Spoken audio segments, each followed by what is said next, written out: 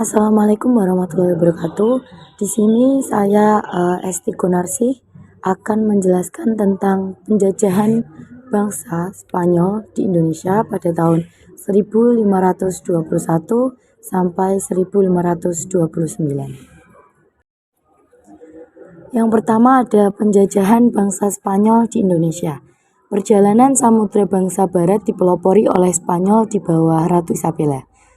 Penjelajah samudra dari Spanyol ini diantaranya yang pertama adalah Christopher Columbus, yang kedua Ferdinand Magellan, yang ketiga ada Delcano. Yang pertama Christopher Columbus, penjelajah pertama tahun 1451 sampai 1506.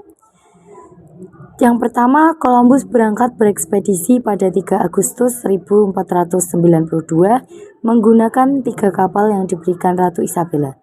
Yang kedua, Columbus meyakini bahwa untuk menemukan daratan Asia Timur akan lebih cepat apabila berlayar ke arah barat melintasi Samudra Atlantik.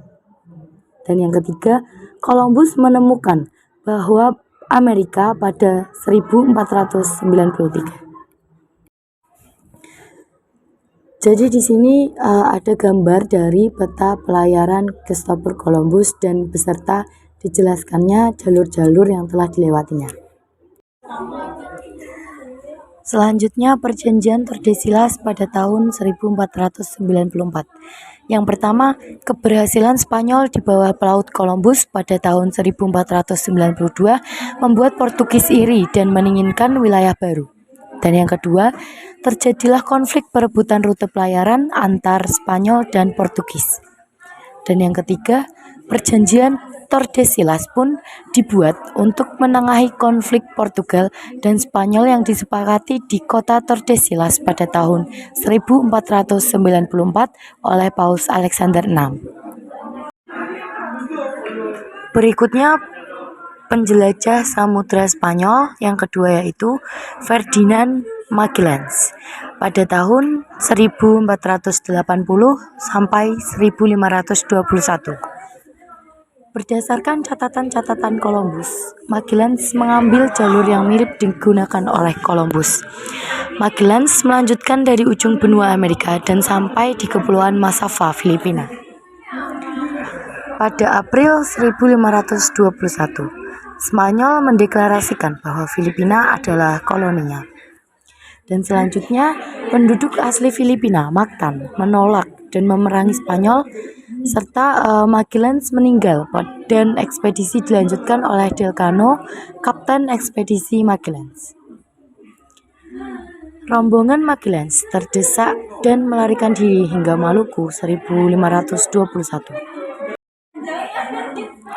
Ini adalah peta pelayaran Magellan dan diberi warna merah untuk jalur yang telah dilewati oleh Magellan. Penjelajah samudra Spanyol yang ketiga yaitu Delcano tahun 1476 sampai 1526. Spanyol berhasil mencapai Maluku pada tahun 1521 di bawah pimpinan Sebastian Delcano yang disambut baik oleh kerajaan Tidore. Sambutan ini adalah syarat akan unsur politis karena musuhnya atau kerajaan Ternate sebelumnya telah bersekutu dengan Portugis. Selanjutnya adalah kedatangan Spanyol ke Maluku membuat Portugis terganggu dan menuding bahwa Spanyol melanggar perjanjian Tordesillas yang dibuat pada tahun 1494. Selanjutnya, untuk menengahi perselisihan ini, kemudian dibuatlah perjanjian Zaragoza 1529, yaitu Portugis mendapatkan Maluku, sedangkan Spanyol mendapatkan wilayah Filipina. Ini adalah pelayaran dari penjelajah samudra Spanyol yaitu Delcano melalui Vostok Island or Flying Island sampai Mariana Island. Penjajahan bangsa Spanyol di Indonesia. Yang pertama, kedatangan bangsa Spanyol di Maluku merupakan impian yang menjadi nyata bagi bangsa Spanyol.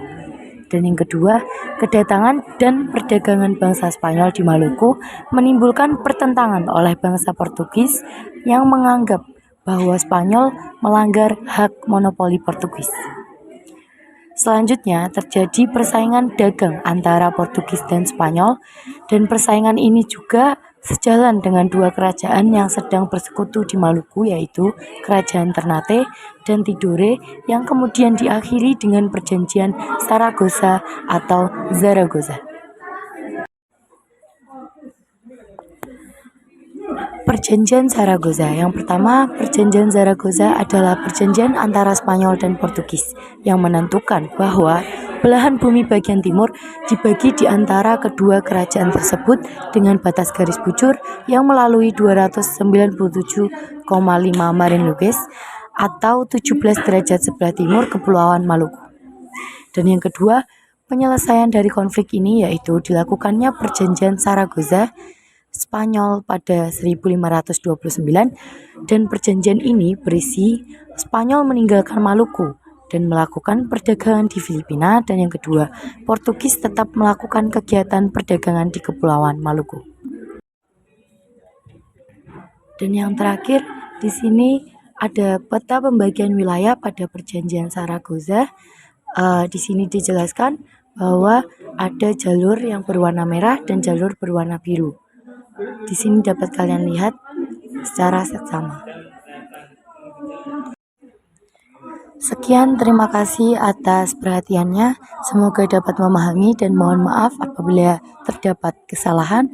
Wassalamualaikum warahmatullahi wabarakatuh.